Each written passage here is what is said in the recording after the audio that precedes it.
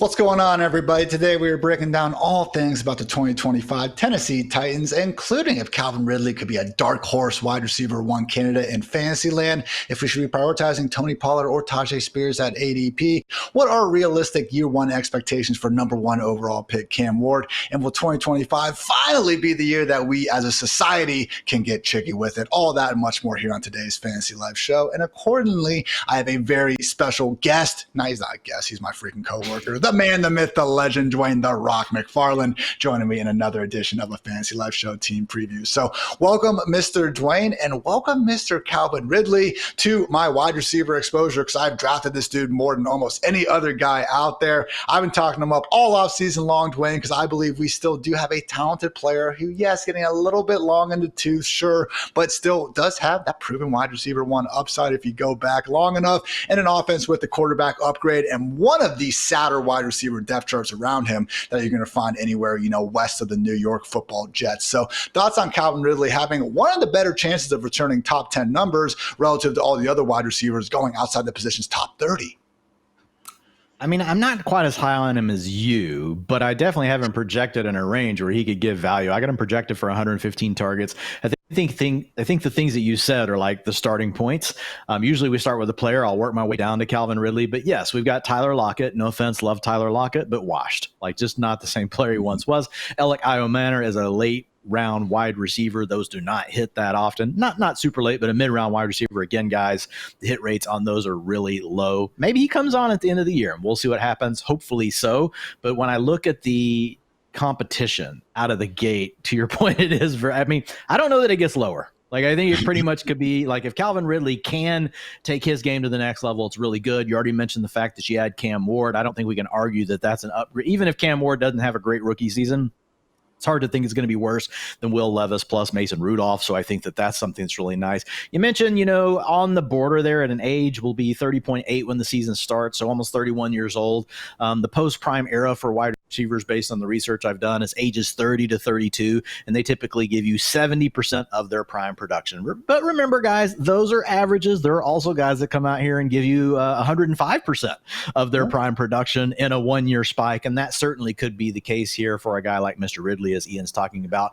Looking at his PPR points per game, 11.8 last year, but it was 14.1 after the departure of DeAndre Hopkins, which is more the room we're dealing with right now. We really don't know who the target competition is going to be. So I think he is a fine player that could easily hit like a wide receiver 2 payoff, Ian. I've got him ranked as a wide receiver 3 right now, but would not surprise me at all if he gets to wide receiver 2. I think a little more tricky to get to the wide receiver 1 ceiling, but I'm with you. I think, like, if you really squint, like, you could see it happening. But I think where you're getting him in drafts right now, just to say that he could easily be like a mid-range wide receiver 2 is already enough to say, like, he's worth drafting where he goes. And I think the thing that could really open it up, what if Cam Ward just has a really great rookie season? What if he has a rookie season more like what we saw from CJ Stroud a couple of seasons ago, and he comes out and throws for 250 yards per game? Then it's not like, Ridley has to be a 30% target share guy. He could be like 24, 23% and an effective offense. And that would really unlock even a little bit more ceiling than what we're talking about from that wide receiver 2 standpoint. That's probably the scenario that has to play out to, like, get to that wide receiver 1 or top 10 finish that you're talking about. Those are the rose-colored glasses I want you to wear, Dwain. What if we see Cam Ward be like CJ Stroud or Jaden Daniels? Never mind Caleb Williams and Bryce Young. That does not fit the narrative I'm trying to sell right now. So, look, I understand, again, Ridley is someone who has just basically been a wide receiver 3 in fantasy land last couple of years. He is still being priced that way right now. So it's not like this is, again, just the can't-miss smash wide receiver you need to be taking in every single round. I just think once we do get to the Ridley, the Jerry Judys of the world, there becomes a certain point, Dwain, where you're just comparing talents, and it's like, well, these guys could have 30, 40 more additional targets throughout the offseason. So I know Ridley has been someone who I've been kind of, pestering you here and there. Tuesday morning, Dwayne's trying to annoy his coffee, and I'm like, really, man? 115 targets for Ridley in the Fantasy Life projections, really? So talk about, again, kind of how you got to that number, because I do want more, man. I see someone like Garrett Wilson, Devontae Adams, sitting there in the 130s in the top 11. Why can't Ridley get there? Well, I mean, his targets per route run the last 2 years are 21 and 20%. Now, he did have 2 years before that at 26, 24, 2 years before that, 18 and 20. So, I mean, I've given him 22%, and I've given him a 91% route participation, which is really strong. So that comes out to a 23% target share, which honestly, I think is about right for a guy like Ridley. There is a ceiling scenario, and I let the ceiling and floor model handle that. I'm trying to project a median. What Ian wants me to do is project the ceiling and then let the ceilings like actually give you guys like, oh, Calvin Ridley, 35 fantasy points per game. That's the world that Mr. Hartitz wants to live in. But to your point, Ian, like if I look at it in the model, a floor of 9.6 fantasy points per game in a PPR, his median projection is 12.5, but his ceiling is 17.9. That would be what you're talking about. That would be a wide receiver one. Since 2011, guys that have averaged 16 plus fantasy points per game in a PPR league are often a wide receiver one. So it is in that range of outcomes. So I'm fine with him. Wide receiver 34 is where he comes out in the projections in PPR. So again, he's more like a wide receiver 3. I think he easily gives you wide receiver 2 upside, but there's also a case where he does get to that wide receiver 1, Ian. I do have him ranked as my wide receiver 26, Dwain a little bit lower at wide receiver 32. But again, I just think when you're looking at Ridley versus guys like Zay Flowers, Cortland Sutton, and then especially the Jalen Waddles, Jameson Williams, George Pickens, the number 2 wide receivers of the world, that has been the bet where I'm making more on Ridley again, just being the alpha number 1 guy on a team where, let's face it, I'm not exactly expecting that defense to go from bad to anything close to overly good. Could be, I don't know, similar to their head coach's former employer, the Cincinnati Bengals, not nearly as explosive. I know we're not going to see Jamar Chase and Joe Burrow doing their thing in Nashville or anything quite like that. But again, middle class, poor man's version as a wide receiver 3. That's a bet I have been happily signing up to make so far this offseason. Van Jefferson in the year 2025, Dwayne, is in this wide receiver room. Like, come on, give me an extra 5 targets after you have a couple drinks, 4th of July weekend. I really would appreciate it. Let's talk about this backfield, though, because I think people can wrap their minds around these group of ballers actually being maybe a bit more fantasy relevant. Of course, talking about Tony Pollard and Tyjae Spears. That said, this was similar to the Washington Commanders backfield, Dwayne, where I was trying to break it down. It was just very difficult because both guys were kind of dealing with various injuries throughout the year. And because of that, we never exactly got this clean cut, oh, here's a 12-game sample where we know exactly what they're going to do. So again, down the stretch, we actually saw Tyjae Spears ball out, man. I'm not sure if people were really brave enough to fully trust him in the fantasy playoffs, but I want to say he legit finished as the RB5 in total PPR points during that 3-week stretch. So good stuff from Spears. That said, Tony Pollard, coming off that broken ankle his last year in Dallas, disappointed a lot of people. Came back last year and got right back to putting up those, borderline erotic yards after contact numbers that everyone, grew to love during his time with the Cowboys. So I think we believe in both of these talents. That said, everything Callahan, this coaching staff, has said over the last 2 years has been 1A, 1B, interchangeable 50-50. I tend to think that's what it's going to look like when both guys are healthy, which, again, good for the real-life Titans, but in fantasy for an offense, we're not exactly expecting to light up the scoreboard. Could be problematic, during any given week. Yeah, and I think the key is to what you said. It's really hard to decipher because we had these different periods of time where each back was hurt last year. I really think we will see the 1A, 1B scenario play out here, slight edge to Pollard in playing time. But the coaches have come back and doubled down on it again and saying that, hey, we really do want it to be these two guys playing about the same amount. And because of that, Ian, just give me Tyjae Spears. He goes way later than Tony Pollard right now in fantasy drafts, 30 to 40 picks later. Tyjae Spears, 20.7 fantasy points per game over those 3 games you're talking about. So also whenever he did get his opportunity, contingent upside hit, and it meant more volume for him, he came through in a bigger way than what we saw with Tony Pollard last season. So there's also just there's a chance that Tyjae Spears takes over the lead role from Tony Pollard, and he's the guy getting 55% of the work, and Pollard's getting 45%. I don't think that we can be rock solid for certain that it's going to be Pollard as the 1A and Spears as the 1B. It could be the other way around, so just give me the guy that's cheaper, and again, that big ceiling that we saw from Spears, that's the thing that I like. And the other part that I really like here, Ian, and you and I have been Tony Pollard truthers for a long time, so not really trying to hate on Pollard. We've liked him. But, Spears is the younger player here. And over the last 2 years, 22% and 20% targets per route run. Those are running back 1 worthy numbers when it comes to a receiver. Yards per route run, 1.27 and 1.34. So right on the verge of being a running back 1 as far as what he's done in the receiving department. So a guy that can give you this every down skill set, guy that can make you miss, a guy that can hit big plays. Obviously, that's the type of guy we really do like. And again, you're getting him later, and there's some again, you're going to get some standalone value potentially from him, but man, the contingent upside for him, even in an offense that's bad, because he's such a good receiver and he can catch those balls out of the backfield. And we just talked about it. Calvin Ridley's really it. He's the only thing that we're for sure of in the passing game, which means there could be a lot of targets to the running back. That has been an equation we've seen play out over the course of history. Teams that have one good wide receiver and everybody else is kind of meh, we do see a lot of targets get funneled to that running back, and I think that could be big for a guy like Spears. And if Spears went down, it could be big for Pollard, right? They can both be fine for fantasy. I'm just going with the cheaper one.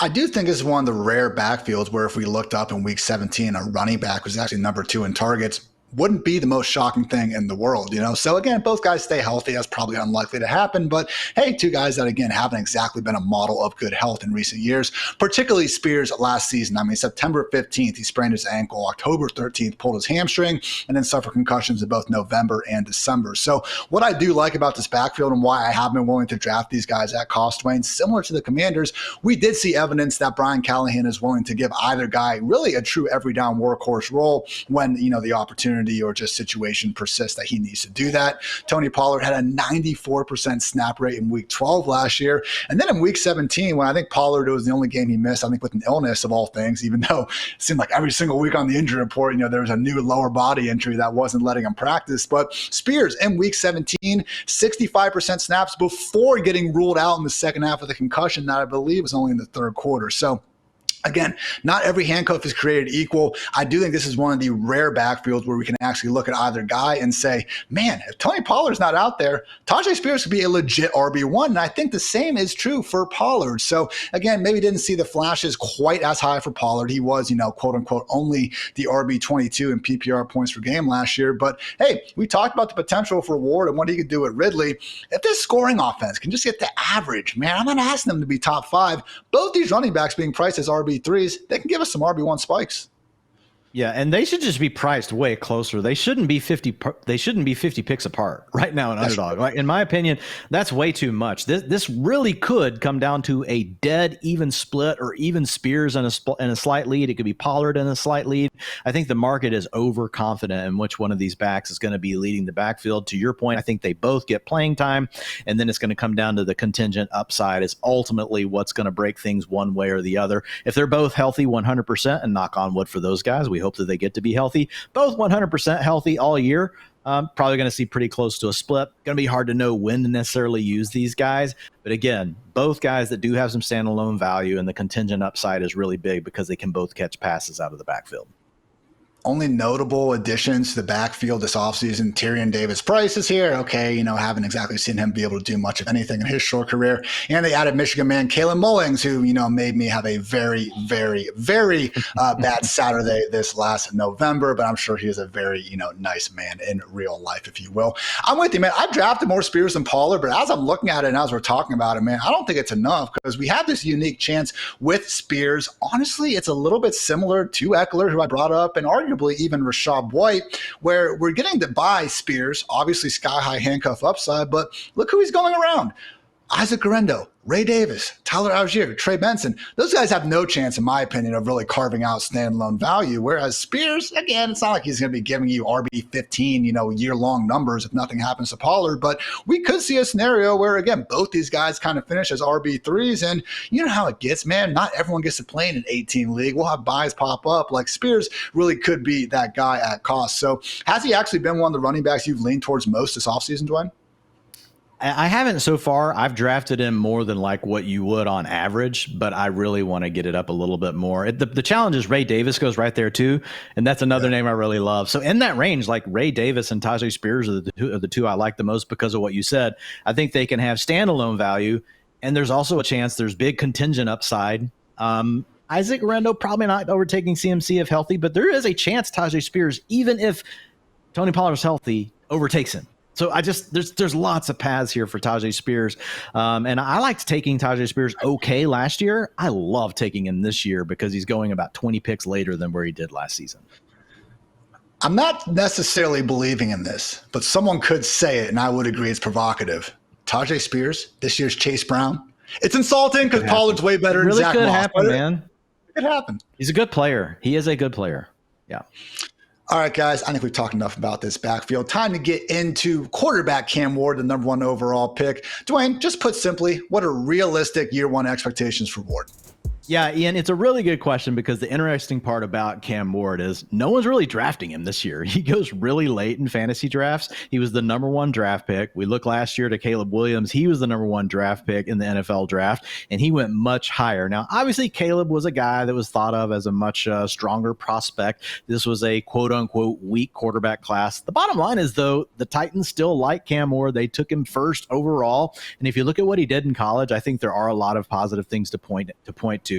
5-year prospect, but he averaged 303 passing yards per game and 31.6 touchdowns per season. So if you look at that and compare to what we talked about in the past with the Saints, with Tyler Shuck, a big difference between these two guys that played for a long time in college. And last year at Miami in his final season, man, 332 yards and 39 passing touchdowns. So absolutely balled out. And the other thing is, man, we don't hear people talk about this that often, but Cam Ward can scramble around and do things on the ground a little bit, man. 26 rushing yards per game in college. And I know it's pesky to find those numbers, guys, because if you go back, you got to remove sacks because those go against the rushing. So these are just your design rushing attempts plus your scramble.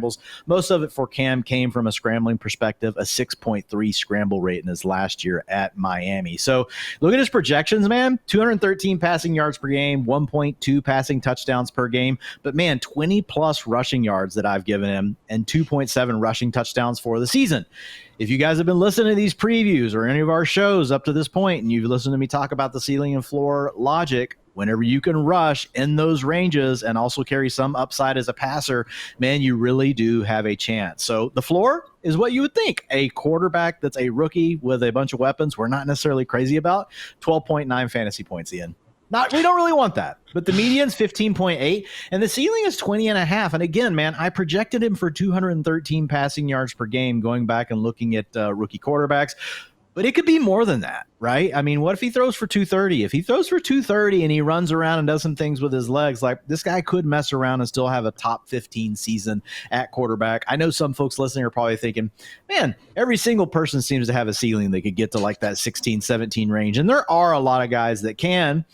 But when you look at this, again, I hate to keep pointing this out, but the ceiling, if things go really right for Cam Ward, is actually higher than Jared Goff. It's actually higher than Tua Tagovailoa, and it's because of what he can do on the ground. Again, are we drafting him ahead of those guys? No, because they have better, median projections than what we're going to see with Cam Ward, who has a slightly better ceiling. But I think the whole point to say is, for how late he's being drafted, like there is a chance that we could be doing our Sunday night recap after week 1, and we're like, man, Cam Ward looked really good. Are we dropping pocket passer X to go get Cam Ward, who scrambled for 30 yards, threw for 250 and 2 touchdowns? And I do think there's a chance of that. Do I wish there were better weapons outside of Calvin Ridley? Yes. That's the main thing from keeping me from getting too bullish on him, other than the fact that he is a rookie. So I did have to keep things a little restrained. I know you're probably going to tell me I'm too low, but whenever I look at Cam Ward, because of what he does as a rusher, there are outs here to him outproducing what people think about him as far as where he goes right now in fantasy drafts. I think we're on the same page. I just need Ward to exist in like the 2.5 seconds between getting that snap and throwing Calvin Ridley the football. Okay, I understand it could be a struggle trying to get Tyler Lockett, Van Jefferson, these other guys the ball in the year 2025. But I love to shout out on his willingness to scramble because, again, you just don't see that from all that many, potential quarterbacks that have, the sort of aerial upside as Cam Ward. But it wasn't just the willingness, Dwayne. It was actually the effectiveness as well. Yeah. 10.2 yards per scramble during that final season at Miami. That's better than Caleb Williams, better than Jalen Milroe, better than Drake May, Jackson Dart, all these guys. Tyler Shuck, not trying to throw a stray. He only averaged 3.8 yards per scramble last year. So I know, again, he ran a nice 40 and stuff, and we still did see Shuck get a decent amount of yards, not trying to bring him into this necessarily. But with Ward, yeah, I do think we could get the 20, 25 rushing yards per game from a young quarterback who's basically looking at one wide receiver, and then what happens if he's not open, probably tucking the ball and running it. So I don't know about you, man, but when I was actually watching him, in the pre-draft process. A lot of good names that I think kind of have that similar dual threat ability who we've seen supply a fantasy ceiling. Some of my comps, Brock Purdy with more arm talent, cooler Geno Smith, not trying to be a dick to Geno Smith, just saying. DGAF, Jordan Love, which I know sounds weird to say because it's already Jordan Love who's kind of already that YOLO ball quarterback. But man, just the way Ward plays, you don't need to take my word for it. They actually asked Cam Ward about his mentality, and he says, my mentality on the football field is I don't give a duck, but it's the other word that ends with uck. So yeah, Cam Ward, a lot of fun to watch. I'm concerned about the offensive environment and supporting cast, but there were enough things, Dwayne, when I went back and kind of watched some of those Titans games, specifically for Ridley, but the pre-snap motion from Brian Callahan, seeing how they were able to get a bit more out of Mason Rudolph than, everything that was going on with Will Levis. I'm with you, where I don't want to discount the possibility that, hey, get this, guys, the #1 overall pick is actually already really good at football and ready to make some plays. So, look, I think it's a situation where, no, you're not going to be entering your home league, 10, 12 teams, trying to prioritize Cam Ward, but particularly, in the super flex, in these leagues where we need 2 or 3 quarterbacks, I think you can make that argument that gap between the CJ Strouds, the Tua Tagovailoas of the world, and Cam Ward, maybe that should be shrinking. Yeah, I agree with that. Like whenever you look at Cam Ward and where he's going right now in drafts, it's essentially after everyone. He goes well after CJ Stroud, well after Michael Penix, well after Tua. He goes after Bryce Young, after Matthew Stafford, after Geno Smith. Like just looking at his rushing profile alone, he has access to something that a lot of the guys I just named don't. Specifically Tua, specifically Penix, specifically Stafford. Geno will scramble around a little bit more than those other guys, but Cam Ward, right, comes in right after those guys as the QB 26 right now coming off the board on Underdog. Like, I think you could make an argument for Cam Ward if we're just looking at ceiling, right? It could be ceiling that is not there, and after 2 weeks, you're like, man, I'm cutting this guy. Like, I'm out. Like, that could happen. But, man, like, I think you could push him as high as right after CJ Stroud, which would be QB 21. We got JJ McCarthy, who we love, Kevin O'Connell. Then we got Trevor Lawrence sitting there, and this is going by ADP on Underdog. Then you got CJ Stroud. I think with the rushing profile that you get from Cam Ward, there is an argument to be made, like if just pure quarterback upside, not necessarily all the stacks and everything else we're doing in best ball, you could make an argument that Cam Ward could push as high as number 21 right there behind CJ Stroud based on Underdog ADP. And I don't think that would be a stretch, man. It wouldn't surprise me at all. In fact, if he performs well as a passer, he would leap into the next tier of guys we have there, which are Justin Herbert, who can move around a little bit. Jordan Love hasn't, but we know that he's got the ability. JJ McCarthy hasn't that much, didn't that much in college, but we know he's an athlete. Trevor Lawrence, we've already talked about, as being a guy that will use his legs. So I feel like he would jump into that group of players if he suddenly, like in week 1, 2, 3, averages 200. It doesn't take a lot in. Like if he averaged 230, 235 passing yards per game out of the gate, and he does what we think he's going to do as a scrambler, he's going to be more of a mid-range QB1 really quickly this season. And look, we saw this team last year. Mid-range QB2, not a mid-range QB1. Yeah. Good correction, my friend. But yeah, I mean, look, I don't exactly expect the Titans to be in a position to run the ball, even if they want to. And just seeing last year, even with Levis and Rudolph, man, still being a team willing to try to throw the football, I do think with Cam Ward and under center, that could be, again, double the case or so. So look, again, we want as much rushing production as possible in fantasy football. It doesn't take a scholar to know that. But we also don't necessarily need to be Lamar Jackson or Josh Allen to boom as a rookie. Of the 6 rookie quarterbacks we've seen post top 12 production over the past decade, Jaden Daniels, Bo Nix, CJ Stroud, Justin Herbert, Kyler Murray, and Dak Prescott. Again, early career Dak. Some of these guys were a bit more, fleet of foot back in the day and everything. But Ward, again, at least fits the potential profile of guys who we could be getting excited about. Last fantasy relevant guy I wanted to go through, Dwayne, is Chigoziem Okonkwo, someone who, man, after his rookie season, it was a small sample size. You had to, couldn't do minimum 50 targets. I think you had to go down to 48 to include them. But, dude, the efficiency numbers were up there with Travis freaking Kelce as the best in the league. The ways they were using him, these screens, fullback wheels and different ways of just getting him the ball. He looked good out there. Hasn't been great since. I ran the splits last year, though. Did have a nice boom. Not a boom. Had a nice small burst, I guess we could say. After DeAndre Hopkins got traded, we went from 5.3 PPR points per game to 8.2. Route percentage went from 58% to 69%. Nice. So, look, I realized that even then, I don't love when the split that I'm saying, okay, look at this improvement. I don't love when that's only giving me tight end 21 numbers. Okay. So yes, he's pretty much free in, fantasy land. That's fantastic. But again, not to be a broken record, I prefer Mike Gesicki's, Kate Otten's, even Jawan Johnson's of the world a bit more than Chiggy, who, hey, I like the profile. Maybe it is just going to be the 4th or 5th year breakout here that we've been waiting for, but not someone I've gone on my way for. What say you? Yeah, I mean, whenever we look at them giving him a full-time role at the end of the year, which they never seem to do, but if you look back at the Titans last year, and some of this is due to injuries and things, but we saw Tyjae Spears get the full-time role. Really good things happen for him. And then we saw Chig finally get a full-time role. And like you mentioned, the underlying data points, they haven't hung in there at that level that we saw at a rookie whenever we were the really high yards per route run and targets per route run, but they've been respectable enough that we've kind of always thought, man, if they let this guy play a little bit more, like what would this look like? And if you go back and look at that, in week 16 and 17, he ended up missing week 18. He got 8.7 and 7.8 in the utilization score. So he came out at an 8.4. If you look at his points per game, 17.1 and 10.9. So he averaged 14 fantasy points over those last 2 games. That's the only 2 games where he got a full-time role. He had an 83 and 87% route participation. Now, they have like 74 other tight ends that they like to rotate, guys like Josh Wiley, Nick Vanette, David Martin Robinson. These guys were on the team last year rotating for looks. I don't even know how many of those guys are. Honestly, the Titans are one of the rooms I hate projecting their tight ends because I never know what it's going to be, and there's like 7 of them that I got to keep up with every week. It's kind of a pain in the ass, to be honest. But Chigoziem Okonkwo, it really would mean they need to give him the playing time. At least, though, if they did, and we saw that early in the year, again, to your point, not someone anyone's drafting in redraft. He's more of really right now just a tight end premium late round target, a guy that you might take as your 3rd tight end in best ball. But let's say after week 1 or week 2, we did see 75, 85% route participation. Then also thinking we don't really like Tyler Lockett at this age. We've got two rookies that were really mid to late round picks. Those are really long odds to hit. We like Calvin Ridley. That's all we have. And we like the backs, actually. The backs might right now be the best second option as far as the passing game goes after Calvin Ridley. But if Okonkwo did get that kind of route participation, then, yeah, I think there'd be a reason to like him. The problem is they've just never really given him that on a consistent basis. So I think it's really tough to go into the year thinking that he's going to get that kind of workload.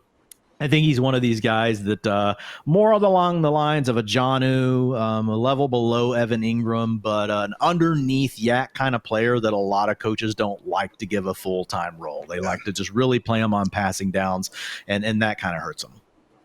And I know he's a day 3 rookie. I'm not trying to say Gunnar Helm's going to be someone where we're actually getting excited about him, but this is the sort of committee piece where it could lower Chiggy's targets. You know what I'm saying? I mean, this dude had 786 yards and 7 touchdowns at Texas.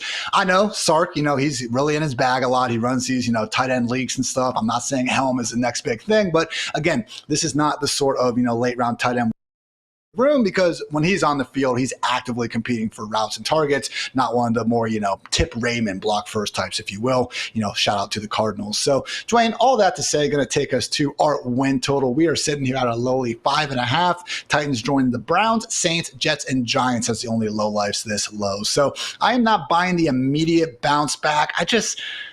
Some of these teams that are this low, man, if we at least have an elite position group or two, like the Giants, for example, we look at that defensive line, it's like, well, okay, they could probably win a couple games. I just don't really see that anywhere with the Titans, man. Again, I'm hopeful that Ward and Ridley can give me some fireworks, and I'm looking forward to that. We said some good things about the running backs, but despite some of the free agent additions, still have my doubts at the line of scrimmage on offense. I don't think much about the defense as a whole. I am going to take the under here. It's a low number. I'm hopeful for Ward. Should be some good years ahead. Not so sure it's 2025. What say you?